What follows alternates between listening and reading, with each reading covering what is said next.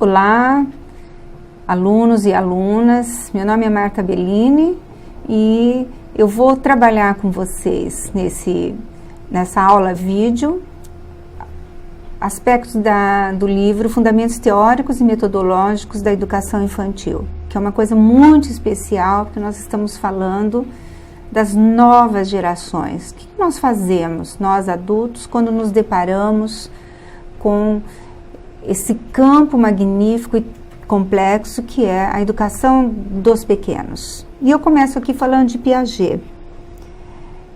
Ele diz o seguinte: o principal objetivo da educação é criar pessoas capazes de fazer coisas novas e não simplesmente repetir o que as gerações anteriores fizeram. Isso é muito importante. Começando daí, então, nós temos que lembrar uma outra dimensão do pensamento de Piaget. Está aqui no muralzinho de recados para vocês. A educação dos pequenos é a educação da liberdade. E a educação da liberdade supõe, primeiro, uma educação da inteligência e, mais especialmente, da razão. Isso é muito importante, vem de um texto do Piaget chamado A Educação da Liberdade. Então, quando nós falamos de educação dos pequenos, nós estamos falando em criar gerações que assumem os desafios de viver em sociedade, de viver coletivamente e que tenham liberdade para construir uma sociedade melhor que aquela que elas encontram entre nós, os adultos. Nesse livro nosso, uma primeira dimensão importantíssima para vocês é saber um pouquinho da história do conceito de infância. No livro eu assinalei bem. Primeiro a gente tem que entender o que é um conceito. Então eu digo assim, livro, e digo infância. Qual a diferença dessas duas palavras? É que a primeira, eu tenho um objeto aqui, manipulo, e este é um livro. Um consenso social deu o nome de livro a isto. Mas quando eu digo infância, eu não pego uma criança, eu não pego uma roupa, nenhum período. Então, o conceito é algo abstrato, surgindo da abstração nossa, que quer dizer criança em determinada fase, brincadeira, uma série de questões. Então, o conceito é isto, né? Não é criança e infância são duas palavras diferentes. A infância, ela compõe as crianças de diferentes histórias, de diferentes tempos no mundo. Então, esse conceito infância, ele nem sempre existiu entre nós. Ele é um conceito que começa a aparecer no século XIII depois de Cristo. Até então, se a gente for à Grécia, não tinha um conceito de infância. E o que isso significa? Que não existiam crianças? Sim, existiam crianças, mas elas não eram vistas como um grupo separado dos adultos. Então, tem uma imagem aqui no meu slide, que é uma mãe, né, sentada perto de uma criança, supostamente até 3 anos. Então, a criança era criança até 3 anos. Quando a mãe ou algum adulto dava um vaso para essa criança, significava que ela se tornava um ser igual a todos os outros adultos. Então, vejam, essa transição, né, há uma transição longa para a Idade Média, e na Idade Média, a gente tem criança? Temos crianças, mas a gente tem uma classificação de idades. Então, a primeira idade era de 0 a 7 anos, uma segunda idade de 7 a 14 anos e a terceira idade de 14 a 21 anos. E essas etapas não eram valorizadas pela sociedade. Se a criança morria ou não morria, se você tinha cuidados especiais com ela, não existia cuidado especial, não existia nada disso. Somente a partir da quarta idade, que é 21 a 45 anos, é que as pessoas começavam a ser reconhecidas socialmente na comunidade. A quinta idade já era velhice, né? E a sexta idade a partir dos 60 anos. Que interessante, né? Mas sempre enfatizando que quem tinha importância eram as pessoas acima de 21 anos. Abaixo não, conviviam com as outras, morriam, nasciam sem muito entusiasmo da sociedade. No século Já no século XVIII é que a gente tem essa marca do cuidado, século XVIII depois de Cristo, né? Então é quando uma demarcação de quando a criança passa a ser valorizada, e a partir daí se constitui então o conceito de infância.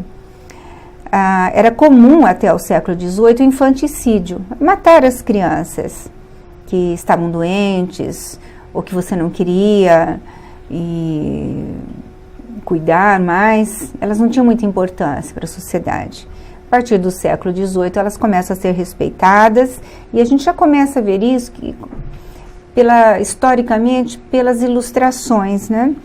Então os retratos pintados, né? Sempre aparecem as crianças, ainda vão aparecer crianças com roupas parecidas com as roupas dos adultos, que ainda não tem uma indumentária, um vestimento específico para as crianças. Anterior ao século XVIII, a gente pode dizer que no período renascentista começa a nascer esse sentimento então da infância. Mas aqui a gente tem que prestar atenção que esse sentimento ainda estava reservado apenas às elites, e não às crianças mais pobres. A classe pobre, ela não gozava desse sentimento. Os filhos, tão logo se conseguissem mover sozinhos, tinham que ajudar nas tarefas e no trabalho, né? Na vida muito dura, né, dessas crianças na época. Então, voltando para o século XVIII, né, quando nasce o conceito de infância, quando se começa a pensar a criança como as crianças partilhando de uma comunidade especial, com necessidades diferentes dos adultos, com roupas diferentes, e com a escola tal como a gente conhece agora, ela apareceu a partir desse século, né? Que é uma escola com salas de aula de um professor para muitos alunos. É uma concepção e uma ação do século XVIII em diante. Aí nasce também a disciplina escolar, e a punição era vista como a maneira mais exemplar, mais eficaz de educar. Então é muito interessante, aparece o conceito de infância, aparece o conceito de punição.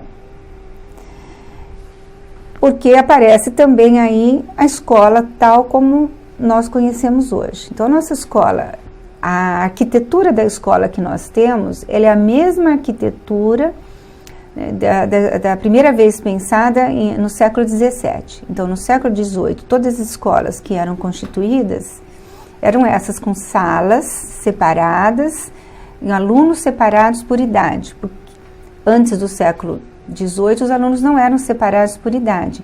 Era um professor para 5 alunos de diferentes idades, 5 até 18 anos. No século XVIII, com o aparecimento da infância, você separa os pequenos, né, e dos mais velhos. E é um professor para bastante aluno. Essa é a escola que nós temos hoje há mais de 600 anos. Né? E aparece também o livro didático. Vocês vão ver aqui nos slides o livro didático, né, que foi inventado por um filósofo, um pedagogo chamado Comênius, holandês, no século XVII, que muito parecido com uma cartilha que foi usada no Brasil a caminho suave. O bebê baba, Ivo viu a uva, né, tentando sonorizar as palavras. Com isto, né, nós temos uma repetição dessa história no Brasil. Mas veja, enquanto na Europa nós temos uma escola, já temos uma escola em 1700, com uma arquitetura própria, livros didáticos, essa etapa coincide com o chamado, né, descoberta do Brasil. E no Brasil, a história da educação nossa, ela começa com o que é chamado educação jesuítica em 1549. E o objetivo não eram os objetivos europeus. Aqui o objetivo era levar a fé aos grupos, às comunidades indígenas aqui encontradas, enquanto na Europa as crianças estão sendo educadas para o trabalho fabril. Então, no Brasil, o que a gente pode pontuar? Nós temos o Brasil colônia, Brasil Império, Brasil República. nós tivemos, no Brasil só foi possível fazer escolas tal como já existiam na Europa, 1789, no final de 1700.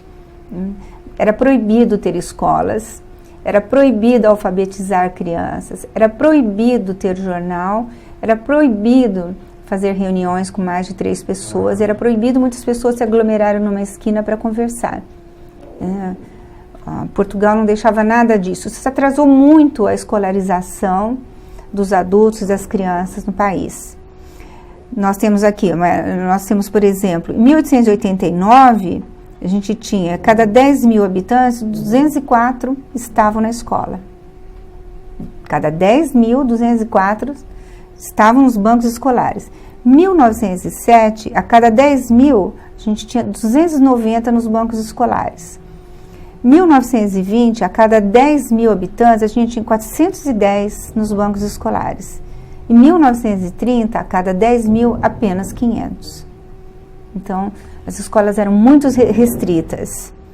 E como essa restrição mobiliza muitos intelectuais em 1930 para que se amplie a escola pública e para que o ensino seja diferente, não seja aquele ensino frágil, repetitivo, só de decorar as coisas.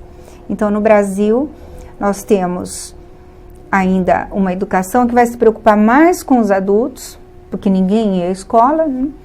E 1930 é um marco, 1960 é outro grande marco, 1990 com a Lei de Diretrizes e Bases, aí se afirma um marco da total ampliação das escolas, como é hoje em 2013.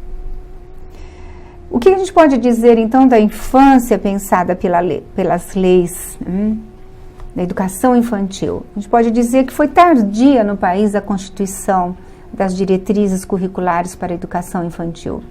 Ela data da lei de 1996 com a lei 9.394. Veja, só em 1996 é que a gente tem leis para a educação infantil. Até então, a educação infantil ficava numa etapa assistencialista. Você podia atender ou não necessariamente atender as crianças, sobretudo as crianças mais pobres, cujas mães precisavam trabalhar. Isso acompanha o que eu disse para vocês anteriormente. A escola foi tardia no Brasil. A escola só apareceu após 1790, porque Portugal proibia toda escolarização possível aqui, uma demanda política, né, de amarrar mais o país e as nossas cabeças. O que a gente tem, então? Em 1998, nós tivemos uma Constituição Federal, que rege o país até hoje. Essa Constituição é chamada de Constituição Cidadã, a mais importante que nós tivemos. E nessa Constituição já estava reconhecido o direito da criança às creches e pré-escolas. Mas faltava o quê? Estabelecer o que vinha da Constituição em forma de lei. Vocês sabem, existe a Constituição, ela prescreve alguns direitos e deveres, mas alguns precisam passar pela regulamentação da lei. E de 1988, nós fomos para 1990 com a Lei de Diretrizes e Bases. E depois, em 2009, então, fechando o atendimento da criança na escola, legalmente falando. Então, até então, o caráter que a gente tinha era essencialista para as crianças de 0 a 6 anos. Então, recapitulando aqui, 1999, nós tivemos então as diretrizes curriculares para a educação infantil, que é uma resolução do Conselho Nacional de Educação de 7/4/99. Essa resolução foi revogada em 2009 e aí nós tivemos uma nova composição e novas diretrizes para a fase de 0 a 6 anos. E agora, efetivamente legal e legítima. Sempre falamos em crianças no Brasil, mas elas nunca tiveram direitos, a gente sempre falou em direito. Então, o que prescreve? Tanto a Constituição, as leis, diretrizes e bases da educação infantil. Prescreve coisas simples demais, né? Que todo país deve levar a sério, muito sério. Nossas crianças têm direito à brincadeira, tem direito à atenção individual, tem direito a um ambiente aconchegante, seguro, tem direito ao contato com a natureza, tem direitos à higiene e saúde, a uma boa alimentação, tem direito a desenvolver curiosidade, fazer descobertas intelectuais, tem direito ao movimento em espaços amplos, tem direito à proteção, ao afeto e à amizade, tem direito a expressar seus sentimentos, tem direito a uma educação especial no seu período de adaptação às creches, tem direito a desenvolver a sua identidade cultural, racial e religiosa. Então vejam, é preciso que a gente escreva isto para um país que demorou muito a pensar a criança de um modo mais democrático, mais afetuoso, intelectualmente mais desafiador. Então a gente vem aqui para uma dimensão muito importante quando nós falamos da educação dessas crianças, que eu chamo de educação política, ética e pedagógicas da educação infantil. Primeira questão é uma pergunta que o Piaget fazia. A criança, quando entra na escola, os educadores a veem como um adulto em miniatura ou como um ser especial em desenvolvimento? Piaget é muito interessante porque ele diz o seguinte, né? Perguntaram para ele uma vez, o que é mais importante? Quem nasceu primeiro, o ovo ou a galinha? E ele respondeu, eu prefiro pensar o pintinho, que é ele, né, esse processo dessa criatura que me leva a entender o que o que são as coisas. Eu prefiro pensar a criança, que é esse processo da criança que me leva a entender a humanidade e como a gente se tornou humano. Isso é muito importante porque leva a uma dimensão ética, né, daquele que quer ser um docente da educação infantil. E aqui eu leio mais uma vez o nosso Piaget. A principal meta da educação, e ele está falando da educação das crianças, é criar homens que sejam capazes de fazer coisas novas e não de repetir o que as gerações anteriores fizeram. Homens que sejam criadores, inventores e descobridores. Essa é a primeira meta. Qual é a segunda? É formar mentes que estejam em condições de criticar, verificar e não aceitar tudo que a elas é proposto. Então vejam, é um pensamento revolucionário, né? Então, essa é a parte ética. O que quer dizer ética? Ética que significa uma teoria, um conjunto de questões, de princípios que regem a nossa moral como educadores, como cidadãos. Isso é muito importante, porque sem esses princípios, a gente entra numa escola que pode estar muito arcaica, muito velha, muito defasada, e continua fazendo tudo o que é velho, defasado, ignorando as conquistas intelectuais que nós tivemos nesses anos todos, nessas décadas todas, de muita luta. Então, quando o professor ele pensa os seus princípios, ele também vai ter que pensar que tipo de professor se ele está ensinando ou se ele está apenas repetindo as velhas lições. O Piaget chama atenção, mais uma vez, para mim a educação é fazer gente criativa, né? Tornar todos criadores de alguma coisa. Não importa em que área.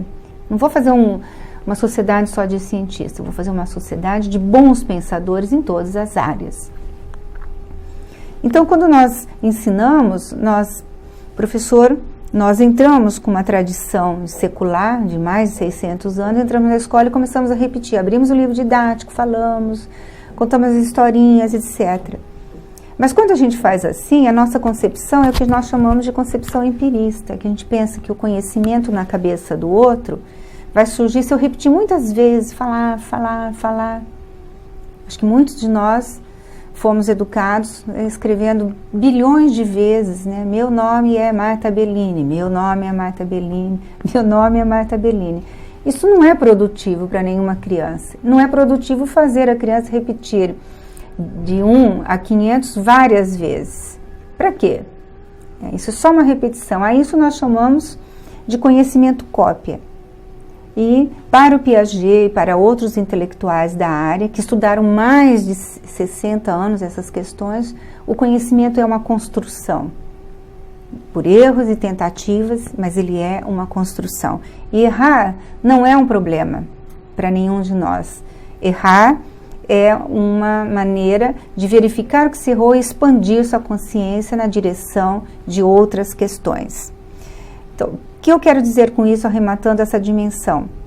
Que a lógica da transmissão, o professor só fica como, metaforicamente como uma correia, falando, não dá certo quando trabalhamos com a criança. A gente precisa ouvir a criança, repensar todas as questões que são postas a elas. E, sobretudo, as perguntas que elas fazem. Por exemplo, que dia que o universo faz aniversário?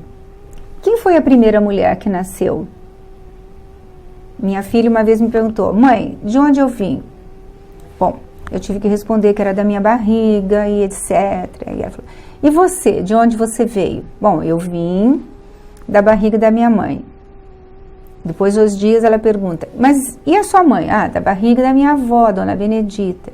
E depois de um tempo ela volta para mim e pergunta, mãe, mas e a primeira mulher, nasceu de onde?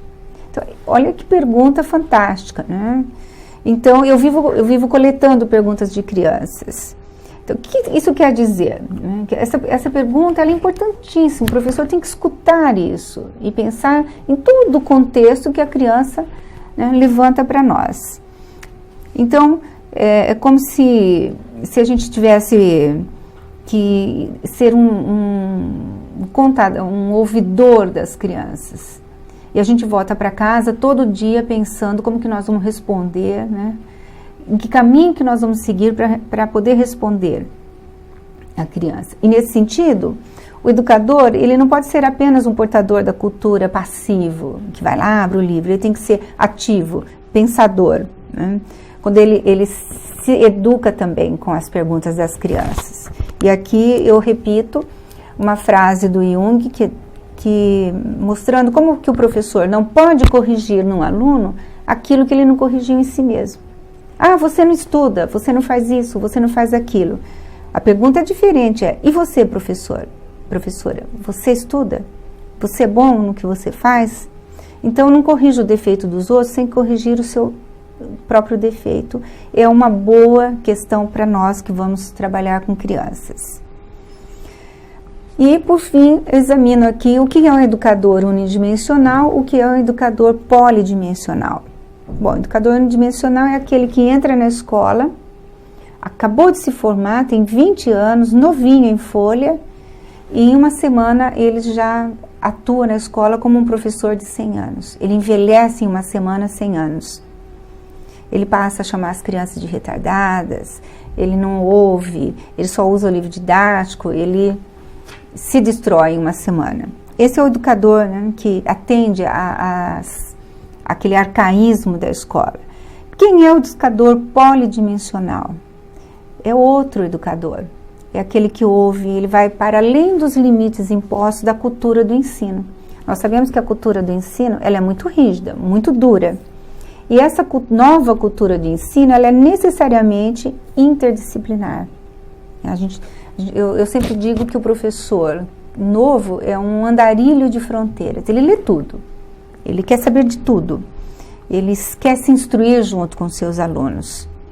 E aqui eu trago uma frase para a gente pensar nesse término dessa aula, que ensinar não é transferir conhecimento, mas é criar possibilidades para a sua própria produção ou sua construção.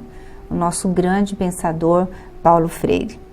Sem a curiosidade que me move, que me inquieta, que me insere na busca, não aprendo nem ensino. É este o educador que deve ter o contato com as crianças pequenas. Muito obrigada, espero que vocês avancem mais por essas trilhas que a gente aponta aqui para vocês.